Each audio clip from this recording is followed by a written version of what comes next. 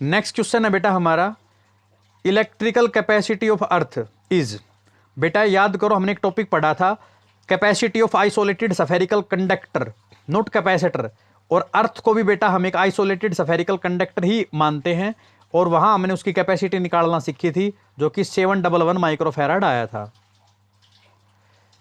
Next question है बेटा, when air between the plates of a capacitor is replaced by mica. बेटा अभी अभी मैंने आपको समझाया, जब कैपेसिटर की प्लेट हैं उनके बीच में आप एयर की बजाय कोई डाई इलेक्ट्रिक मीडियम डाल दोगे तो कैपेसिटी इंक्रीज हो जाती है। और कितनी इंक्रीज होती है? जितना उसका डाई इलेक्ट्रिक कॉन्स्टेंट होता है। तो बेटा 6 टाइम इंक्रीज हो जाएगी। अब अगली बात सुनो, when a number of capacitor are connected in series between 2 points all the capacitor possesses same. देखो बेटा, कैपेसिटर की 2 प्रकार की ग्रुपिंग होती है, एक सीरीज ग्रुपिंग और एक पैरेलल ग्रुपिंग।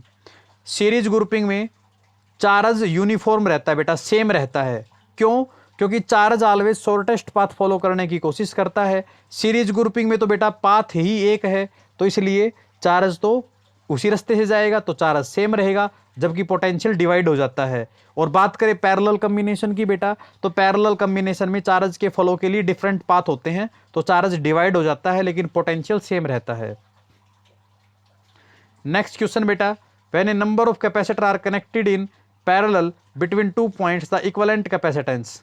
बेटा 2 प्रकार की ग्रुपिंग मैंने पढ़ाई थी आपको, सीरीज ग्रुपिंग और पैरेलल ग्रुपिंग।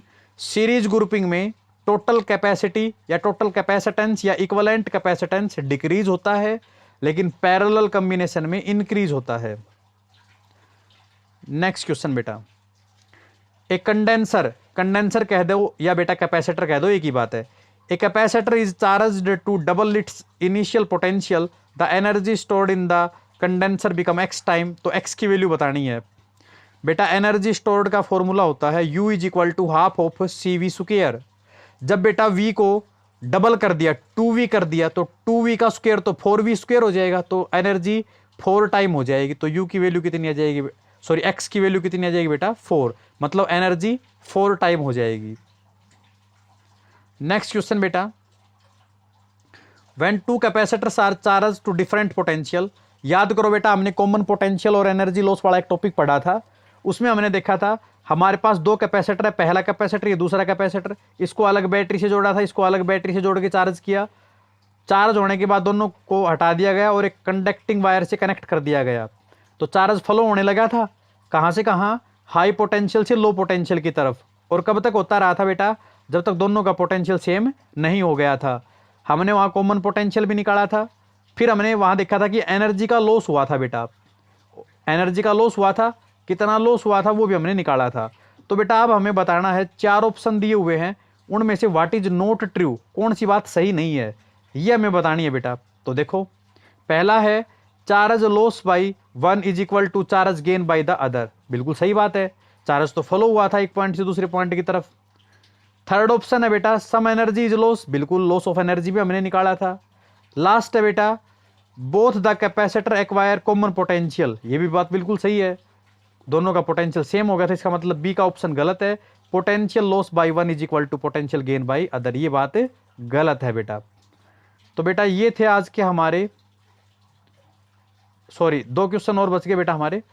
अगला है इन पोलर मॉलिक्यूल्स।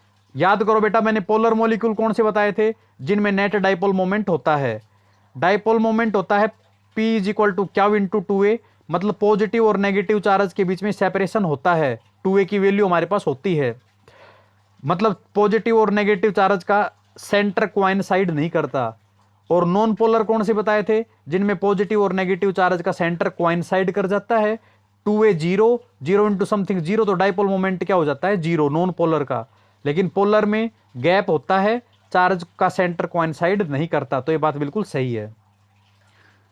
और लास्ट है बेटा the relation between dielectric constant K and electrical susceptibility chi of a dielectric material. हमने डाई इलेक्ट्रिक पोलराइजेशन एक टॉपिक पढ़ा था, उसमें हमने डाई इलेक्ट्रिक कॉन्स्टेंट K और इलेक्ट्रिकल ससेप्टिबिलिटी काई में रिलेशन पढ़ा था, जो कि K is equal to 1 plus chi था। तो ये था बेटा आज का हमारा वीडियो क्लास।